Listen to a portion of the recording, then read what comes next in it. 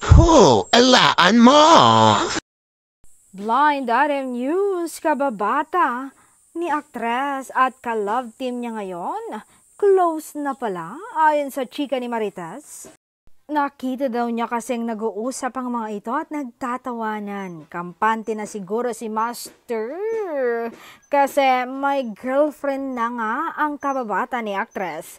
Kasi dati mukhang naghahabol pa si kababata Ngayon sumuko na dahil nakita niya raw na masaya naman si aktres sa piling ni Actor D.